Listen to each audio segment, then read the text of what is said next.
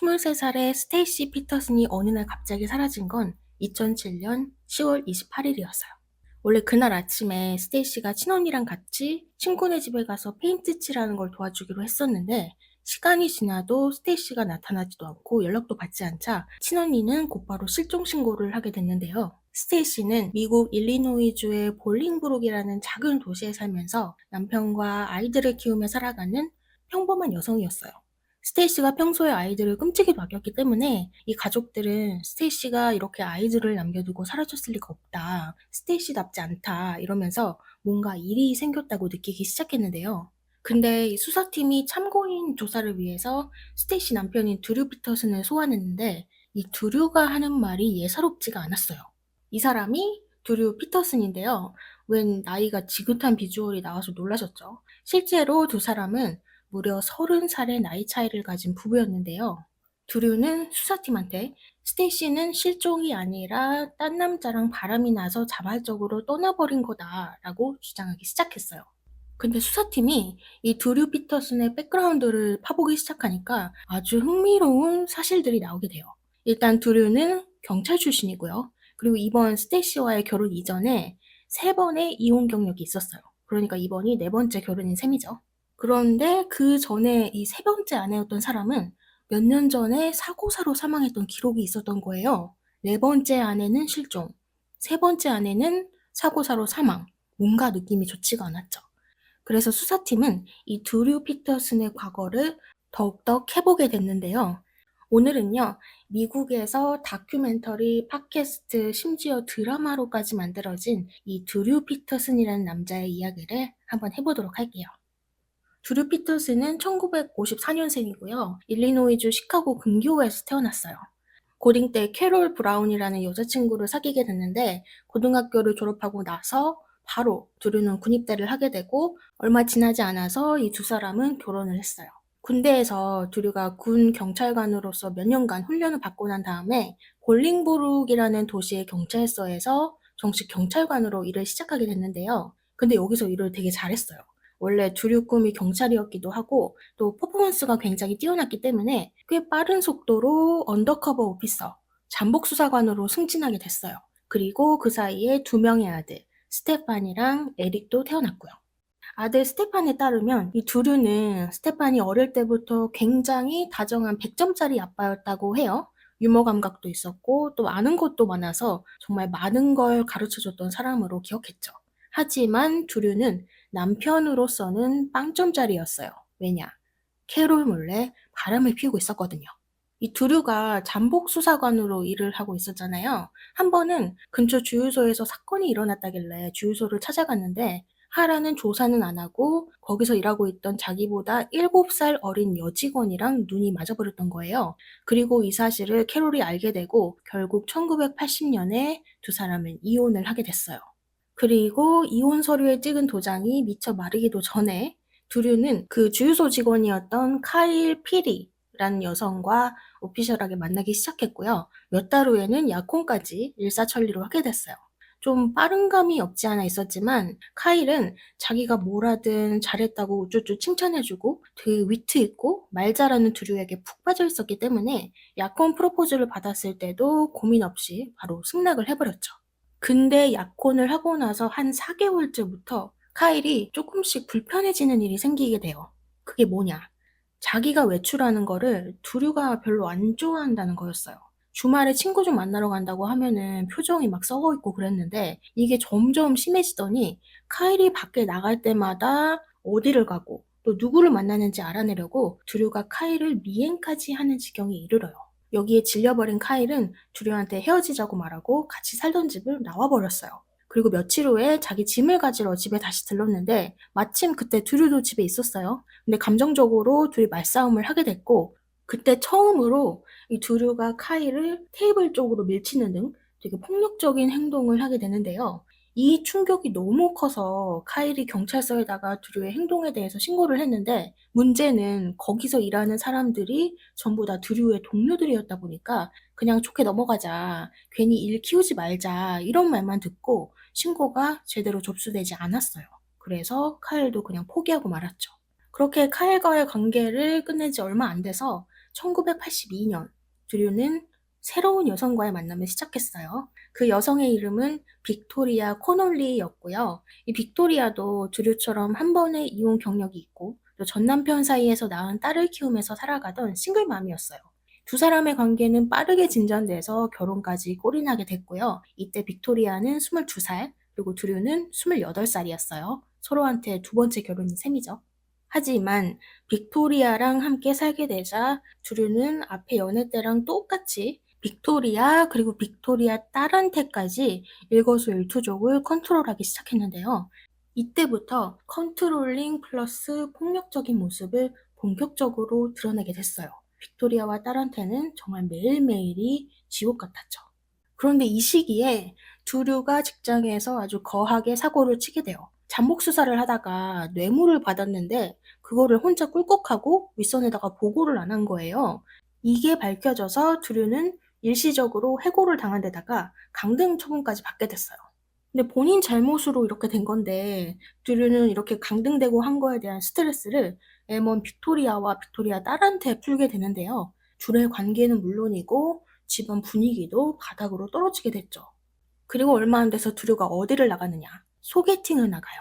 이게 두류가 주변에다가 소개팅을 해달라고 부탁한 건지 아니면 두류한테 소개팅 자리가 들어온 건지는 정확하지 않지만 어느 쪽이든 유부남인 사람이 갈 자리가 아니잖아요. 근데 두류는 정말 아무렇지도 않게 철판을 깔고 소개팅을 하러 나갔어요.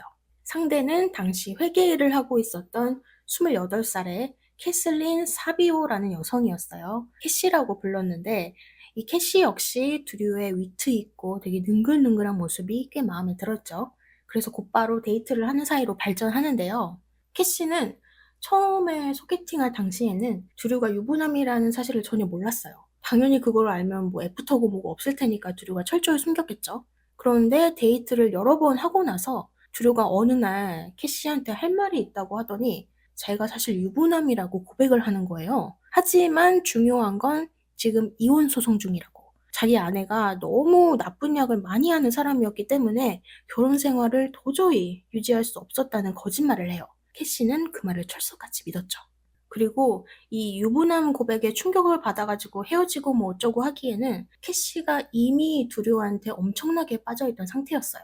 사실 캐시가 어릴 때 좀 불우한 환경에서 자라났었어요. 캐시가 2살 때 부모님이 이혼을 하고 엄마가 다른 남자랑 재혼을 해서 엄마 따라서 새아빠랑 같이 살게 됐는데 새아빠가 딱히 마땅한 직업이 없는 사람이었어요. 그래서 집에서 놀고 먹는 시간이 더 많았고 또 자기 친아빠는 엄마랑 이렇게 갈라선 다음에 지금 자식들이 4명이나 됐는데 이 아이들 양육비를 단 한 푼도 주지 않았기 때문에 집안이 항상 빠듯했단 말이에요. 그래서 캐시가 17살이 되자마자 독립해가지고 일을 일찍 시작하면서 돈을 모으기 시작했는데 캐시 언니인 수잔의 말에 따르면 캐시한테는 아주 분명한 목표가 있었다고 해요. 바로 괜찮은 직장을 가질 것, 그리고 사랑하는 사람을 만나서 좋은 집에서 아이들과 행복한 가정을 꾸릴 것. 근데 지금 캐시가 괜찮은 직장은 이미 다니고 있는 상태니까 이제 사랑하는 사람을 찾아야 되는데 다정하고 재밌고 또 직업도 경찰이고 이미 안정적인 삶을 살고 있었던 두류는 캐시가 찾던 이상형 그 자체였죠. 그렇게 계속 만남을 지속하다 보니까 이 둘이 만난다는 거를 결국 두류 아내 빅토리아도 알게 됐어요. 그래서 빅토리아는 망설임 없이 두류에게 이혼 신청을 하게 되고 둘의 관계는 빠르게 정리됐죠. 그리고 이혼이 마무리된 지 2개월 뒤인 1992년 5월 두류와 캐시는 결혼식을 올렸고요. 이때 두류는 38살, 캐시는 29살이었어요. 점점 나이 차이가 늘어나죠. 캐시는 두루랑 결혼 생활을 하면서 2명의 아들도 낳고 또 두루랑 같이 펍도 오픈해서 운영하고 시카고 근교의 좋은 집에서 살면서 1년에 몇 번씩 해외로 가족여행도 떠나는 그야말로 어린 시절에 캐시가 꿈꿔왔던 모든 걸 이루게 됐는데요. 하지만 그와 동시에 두루의 또 다른 모습과 마주하게 됐죠. 실제로 결혼한 지 한 1년쯤 지나서 두루는 본 모습을 드러내게 됐는데요. 못생겼다, 뚱뚱하다 이런 폭언을 정말 아무렇지도 않게 내뱉었을 뿐더러 점점 캐시를 컨트롤하기 시작하면서 말을 듣지 않으면 손을 대는 날들도 잦아졌어요. 근데 이거를 어디에다가 신고를 하거나 가족들 또 친구들한테 제대로 털어놓을 수도 없었어요. 왜냐하면 두류가 자신이 경찰이라는 걸 빌미로 협박을 했었기 때문이죠. 그렇게 숨막히는 결혼 생활을 이어온 지 9년째인 2001년 10월 어느 날이었어요. 그날 오후에 캐시가 집 앞 우편함에서 우편물들을 다 꺼내 가지고 하나씩 체크를 하고 있었는데 자기 앞으로 온 편지 하나가 있었어요. 근데 보낸 이 주소도 없고 뭐 이름도 없이 익명으로 온 편지였는데 그거를 열어보니까 어떤 내용이 써져 있었냐. 캐시 피터슨 씨, 볼링브룩 경찰서에서 경찰관으로 일하고 있는 당신 남편 드류 피터슨은 지금 17살짜리 여자애랑 바람을 피우고 있습니다. 경찰서에서 드류랑 같이 일하는 동료들 중에 이 사실을 모르고 있는 사람이 없고 온 부서가 지금 이 두 사람의 관계에 대해서 이러쿵저러쿵 말이 많은 상태입니다. 그러니 당신과 당신의 가족을 보호하시길 바랍니다. 하면서 캐시한테 경고를 하는 내용의 편지였던 거죠. 참고로 이 편지는 지금까지도 누가 보냈던 건지 파악되지 않았는데요. 근데 여기에서 가장 중요한 건 이 편지의 진위 여부겠죠. 안타깝게도 이 편지의 내용은 사실이었어요. 상대는 볼링브룩 지역 호텔에서 리셉셔니스트로 일하고 있던 스테이시 케일스였고요. 이번에도 업무 때문에 잠깐 호텔에 들릴 일이 있었던 두류가 스테이시를 보고 한눈에 반해버리게 됐고, 캐시가 이 편지를 받을 당시에 이미 이 두 사람을 1년 가까이 사귀고 있던 상태였어요. 근데 캐시가 그동안 거의 10년 가까이 자기를 컨트롤하고 또 손을 대고 이렇게 말도 안 되는 짓거리들을 참아줬지만 지금 47살이나 먹은 두류가 다른 여자랑 바람을 핀 것도 모자라서 그 상대가 30살 어린 17살, 그것도 미성년자라는 사실을 알게 되니까 이거는 너무나 역겨워서 도저히 그냥 모른 채 하고 넘길 수가 없었어요. 그런데 여기서 이 편지에는 언급되지 않았지만 캐시가 몰랐던 게 하나 더 있었어요. 바로 두류와 바람을 피우고 있던 스테이시가 이미 캐시랑 한 지붕 아래서 산 지 오래라는 사실을 말이죠. 두류는 정말 대담하게도 내연녀였던 스테이시를 자신과 아내 또 두 아이들이 살고 있는 집으로 몰래 데려와서 집 지하실에다가 숨겨두고 같이 살고 있었는데요. 어떻게 안 걸릴 수가 있었냐? 이건 추측이에요. 자기가 경찰이니까 지하실에 경찰 일 관련해서 뭐 일반인들이 알면 안 되는 민감한 것들이 있다. 이런 식으로 가족들이 지하실에 접근하지 못하게 했던 게 아닐까라고 사람들이 추측을 하고 있어요. 이 사실을 캐시가 나중에라도 알았는지는 모르겠어요. 하지만 얼마 후에 캐시랑 두류는 별거에 들어갔고 캐시는 두류를 상대로 이혼을 신청하게 되는데요. 근데 비교적 깔끔하게 합의로 끝냈던 두류의 예전 이혼들이랑은 다르게 캐시랑 두류 사이에는 아이들 양육권도 그렇고 둘이 같이 바를 운영했으니까 그 소유권, 지분들, 그리고 두류가 받는 경찰 연금 등등 얽힌 게 많았어요. 그래서 두 사람은 치열하게 소송을 벌이게 되는데요. 그 기간 동안에 두류는 캐시네 집 바로 근처에다가 집을 마련해가지고 보란 듯이 스테이시랑 같이 살기 시작했을 뿐더러 캐시한테 꾸준히 전화를 걸어서 협박을 하고 또 캐시 집에 쳐들어와서 흉기로 위협까지 하는 만행을 저지르기 시작하는데요. 참다 못한 캐시는 접근 금지 명령까지 신청하게 돼요.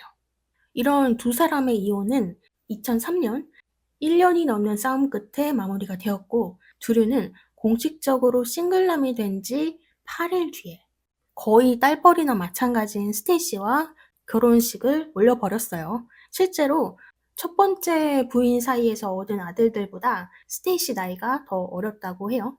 그런데 이 이혼이 마무리된 이후에도 드류는 캐시를 그냥 놔두질 않았어요. 기사에 따르면 2002년부터 2004년 사이에 캐시가 드류 때문에 경찰서에 신고한 것만 해도 무려 18건이나 됐다고 하는데요. 드류는 경찰서에 불려올 때마다 모든 캐시의 말을 부정했고, 또 아시죠? 이 담당 경찰들이 드류 직장 동료들이었다 보니까 제대로 된 조사가 이루어진 적은 단 한 번도 없었어요. 그러던 2004년 2월 마지막 주 일요일. 이날은 두류가 아이들이랑 주말을 보내고 다시 캐시네 집으로 아이들을 돌려보내는 날이었어요. 그래서 캐시 집에 도착해서 두류가 초인종을 눌렀는데 캐시가 안에 없는 건지 아무런 반응이 없었어요. 전화도 받지 않았고요. 그래서 그 다음 날인 월요일에 다시 가서 문을 두드렸는데도 똑같이 반응이 없었죠. 그래서 평소에 캐시랑 좀 얽내가 있던 옆집 이웃들을 찾아가서 이 집에 들어가서 캐시가 있는지 확인 좀 해 달라고 부탁을 했어요. 자기는 접근 금지 명령 때문에 못 들어가니까. 두류의 부탁을 받은 이웃들은 캐시 집 안으로 들어갔고 얼마 안 돼서 이웃들의 비명 소리가 들려왔는데요. 두류는 바로 집 안으로 뛰어들어갔고 곧이어 화장실 욕조 안에서 숨져 있는 캐시를 발견하게 됐죠. 캐시의 가족들, 특히 언니 수잔은 이 소식을 듣자마자 확신했다고 해요. 분명히 이건 두류랑 연관이 있다. 왜냐하면 캐시가 살아생전에 수잔한테 이런 말을 한 적이 있거든요. 나한테 무슨 일이 생기면 그건 무조건 두류 짓이다. 근데 놀랍게도 두류한테는 확실한 알리바이가 있었어요. 이 캐시 사망 추정 시간대에 자기 아내인 스테이시랑 같이 집에 있었던 건데요. 스테이시 역시 남편이랑 나랑 같이 집에 있었다 이렇게 진술을 뒷받침해줬기 때문에 두류는 참고인 진술만 하고 바로 집으로 돌아가게 됐고요. 얼마 지나지 않아서 캐시의 죽음은 익사, 그러니까 사고사로 결론이 났고 이 케이스는 수상하리만큼 빠르게 종결이 됐어요. 그런데 그 일이 있은 후로부터 3년이 지난 2007년에 이번에는 두류의 네 번째 아내인 스테이시가 실종이 되고 만 건데요. 스테이시의 언니 카산드라는 스테이시가 실종됐다는 전화를 받자마자 이거는 실종이 아니라고 100% 확신했어요. 왜냐? 일단 스테이시는 어렸을 때 부모님한테 버림받은 아픈 기억이 있어요. 아빠는 알코올 중독, 그리고 엄마는 심각한 우울증에 시달리면서 음주운전도 하고 도둑질도 하고 해서 경찰에 체포된 적이 한두 번이 아니었단 말이에요. 그래서 부모님이 이혼을 하고 스테이시를 포함한 4명의 형제들은 엄마랑 같이 살았었는데 어느 날 엄마가 정말 아무 말도 없이 갑자기 아이들만 두고 집을 나가버렸어요. 그래서 첫째인 스테이시랑 둘째 카산드라가 엄청 서로한테 의지하면서 버텨가면서 살았단 말이에요. 그때의 기억이 너무 힘들어서 스테이시는 절대로 자기 엄마처럼 되고 싶지 않았어요. 스테이시 꿈이 가족 만들기일 정도로 아이들을 정말 끔찍이도 아끼고 아이들이 삶의 전부인 사람이었는데 그런 스테이시가 아이들을 버리고 혼자 떠난다는 게 일단 말이 안 됐고 두 번째로는 스테이시는 드류와의 이혼을 심각하게 고려하고 있었어요. 언니 카산드라는 이 드류가 폭력적인 성향을 가지고 있다는 거를 관계 초반부터 알고 있었기도 하고요. 스테이시가 언니를 만날 때마다 드류가 질투가 너무 심하고 맨날 이상한 꼬투리를 잡아서 나를 괴롭히고 아무것도 못하고 아무 데도 못 나가게 한다면서 불만을 토로한 적이 한두 번이 아니었다고 해요. 그래서 그 후에 실제로 이혼 변호사랑 만나서 상담까지 했었는데 공교롭게도 그 상담받은 지 며칠 뒤에 이렇게 사라져 버리게 된 거죠. 그래서 스테이시가 실종됐을 때 카산드라가 이제 경찰에 실종 신고를 해야 되는데 골링보로 경찰서에다가 신고하면 제대로 수사를 안 해줄 거 아니에요. 거기는 두류가 꽉 잡고 있으니까. 그래서 다른 구역 경찰서까지 가서 신고를 했고 그곳에서 스테이시 남편이 좀 의심스럽다고 얘기를 했어요. 근데 거기서도 현직 경찰이 엮인 일이고 또 스테이시가 이렇게 사라진 게 처음이었기 때문에 돌아올 가능성이 있으니 조금 더 기다려보자는 입장이었고 조금 조심스러워하는 모습을 보였어요. 그렇게 3일이 지났는데도 아무런 답을 듣지 못하자 답답해진 카산드라는 직접 언론사에 연락해서 스테이시의 실종을 알렸어요. 근데 들어보세요. 23살의 젊은 여성 실종. 남편이란 사람은 현직 경찰. 이번이 남편의 네 번째 결혼. 둘의 나이 차가 무려 30살. 이 키워드들만 들어도 어때요?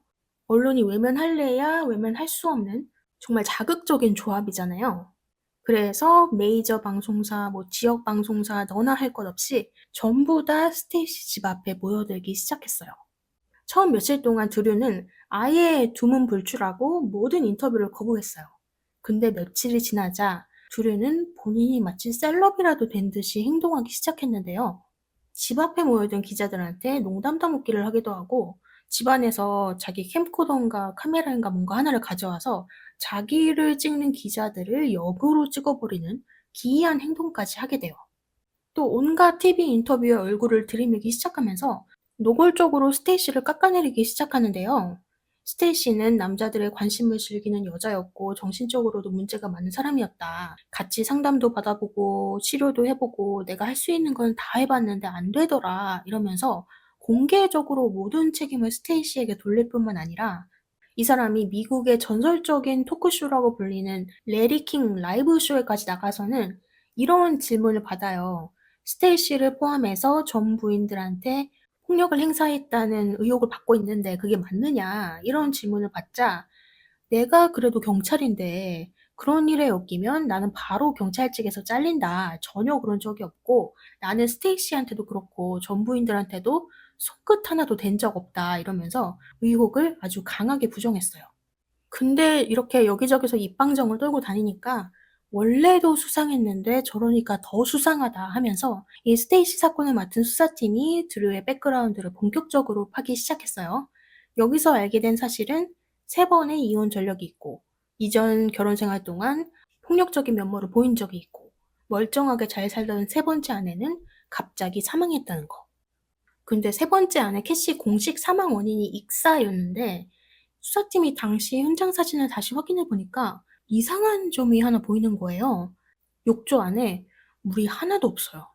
그냥 캐시만 숨이 끊어진 채로 마른 욕조 안에 덩그러니 있던 게 발견이 된 건데 이게 어떻게 익사로 처리될 수가 있는지 수사팀은 캐시의 죽음에도 강한 의문을 품게 됐고요. 얼마 지나지 않아서 이런 결정을 내리죠. 캐시 사건을 재오픈하자.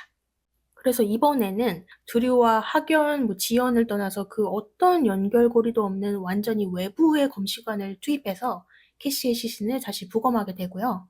그 결과 2008년 2월 캐시의 죽음은 사고사가 아닌 타살로 밝혀지게 되고 약 1년 뒤인 2009년 3월 드류 피터슨은 1급 살인 혐의로 공식 체포가 됐어요. 체포되는 순간까지 카메라를 의식하면서 미소를 짓고 여유 부리는 척하는 모습에 많은 사람들이 역겨움을 느꼈는데요. 근데 사실 체포도 체포지만 이거 못지않게 사람들의 눈길을 끌었던 건 바로 재판 준비였어요. 드류는요, 경험 많고 잘 나가는 변호사를 무려 6명이나 고용했고요. 반대편은 여기 볼링브룩이 속해 있는 윌 카운티에서 무려 전설적인 검사라고 불리는 제임스 글래스고우 검사가 맞붙게 되었다는 거였는데요. 사실 이 재판은 두류 쪽이 굉장히 유리했어요. 왜냐하면 두류가 범인이라는 실물 증거가 없었거든요. 이 캐시 사건 현장에서는 수집된 증거가 단 하나도 없어요. 아니 애초부터 수집할 수가 없었던 게 마치 누군가가 욕조에 묵은 때를 싹 닦아놓기라도 한 것 마냥 너무 깨끗해서 제3자의 지문은 물론이고 사망한 당사자인 캐시의 지문조차 나오지 않았기 때문이죠. 또 두류한테는 확실한 알리바이가 있었잖아요. 스테이시랑 같이 집에 있었다. 근데 문제는 그때 알리바이를 뒷받침해준 스테이시가 지금 실종 상태라는 거, 그리고 정황상 단순한 실종이 아닐 가능성도 꽤나 높았죠. 그렇기 때문에 이 재판에서는 예외적으로 스테이시랑 엮여있는 사람들 또한 증인으로 채택이 되었는데요. 그 중에 한 명이 스테이시와 드류의 카운셀링을 맡았었던 목사님이었어요. 이 목사님이 꽤나 중요한 이야기를 하는데요. 스테이시랑 상담을 하다가 스테이시가 이런 고백을 했대요. 캐시가 사망한 날 아침 일찍부터 드류가 집을 나가서 그 다음날이 될 때까지 돌아오지 않았는데 집에 돌아오고 나서 스테이시가 어디 있었냐 이렇게 물으니까 내가 어디 있었는지 잘 알잖아 라고 대답했다고 해요. 근데 거기서 끝이 아니라 스테이시한테 이제 몇 시간 후에 경찰들이 찾아올 텐데 나는 너랑 하루 종일 집에 같이 있었던 거라고 그렇게 진술을 하라고 협박하지 했다고 하고요. 실제로 스테이시가 진술을 할 때도 두류랑 따로 떼어놓지 않고 한 방에 같이 있는 상태에서 진술이 이루어졌다고 해요. 그러면 스테이시 입장에서는 지금 자기가 무슨 말을 하는지 옆에서 눈에 불을 켜고 지켜보는데 그 상황에서 진실을 말하기란 좀 어려웠겠죠.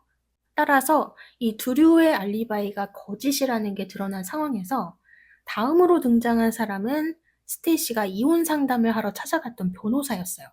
근데 아이러니하게도 이 사람은 캐시가 이혼할 때 고용했던 변호사랑 동일 인물이었는데요. 이 변호사 말로는 스테이시가 자기한테 먼저 연락을 했고 자기도 이혼을 하고 싶다 그래서 상담을 하다가 스테이시가 내가 똑똑히 들었다고 드류가 본인 입으로 전부인 캐시를 죽였다고 했다. 나도 그렇게 될까봐 무섭다. 이런 이야기를 자신한테 털어놨다고 증언을 했어요. 이 변호사가 나중에 말하기를 자기가 이 진술을 할 때 배심원들이 되게 충격을 받고 눈빛이 확 달라지는 게 느껴졌대요. 그만큼 결정적인 증언이었던 거죠. 그리고 한때 두루랑 같은 곳에서 일했던 동료 한 명도 이 자리에 나와서 캐시가 사망하기 며칠 전에 두루가 본인한테 와서 자기 아내를 죽여줄 사람을 찾아주면 25,000달러를 주겠다고 했었다라는 폭탄 발언을 하기도 했고요. 그 밖에도 캐시를 사랑했던 많은 사람들이 증인으로 나와서 캐시가 이혼 소송을 진행하는 도중에 두루의 협박 때문에 얼마나 공포에 떨었고 힘들어했는지를 생생하게 증언해줬죠. 그 결과 2012년 드류는 전부인 캐시 사비오를 사망에 이르게 한 죄로 38년형을 선고받게 됐어요. 근데 감옥에 수감되고도 드류가 정신을 못 차린 게 자기를 이렇게 빼박 범죄자로 만든 제임스 검사가 아주 미워 죽겠었나 봐요. 왜냐면 이제 범죄자가 돼서 앞으로 경찰 연금도 못 받게 됐거든요.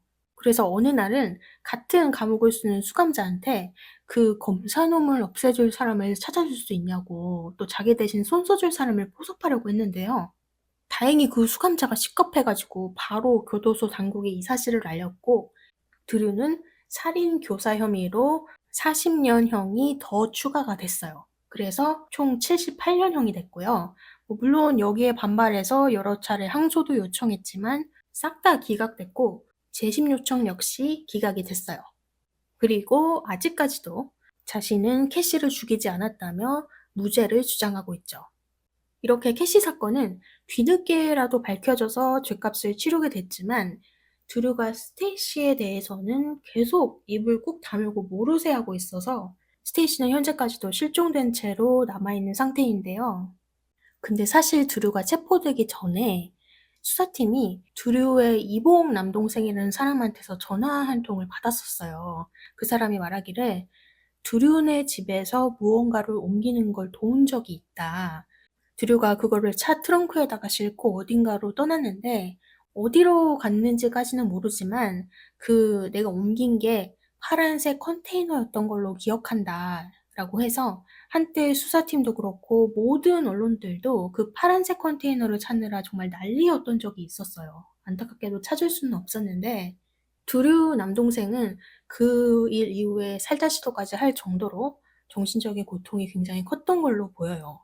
왜냐하면 자기가 옮긴 그것이 아마도 스테이시였을 거라고 믿고 있기 때문이죠. 근데 그 컨테이너가 유기됐을 것으로 추정되는 장소가 있긴 있어요. 바로 드류네 집에서 얼마 떨어지지 않은 곳에 위치한 일리노이 미시간 운하인데요. 스테이시의 핸드폰 기지국 조사 결과 마지막으로 신호가 잡힌 곳이 이 근방으로 나왔기 때문에 수사팀이 가장 유력한 장소로 봤던 곳이기도 해요. 근데 문제는 이 운하가 96마일, 약 154km나 된다는 거예요. 따라서 수사팀도 수색을 하다가 사실상 포기를 했어요. 이게 길이도 길이지만 비용도 만만치가 않다고 하더라고요.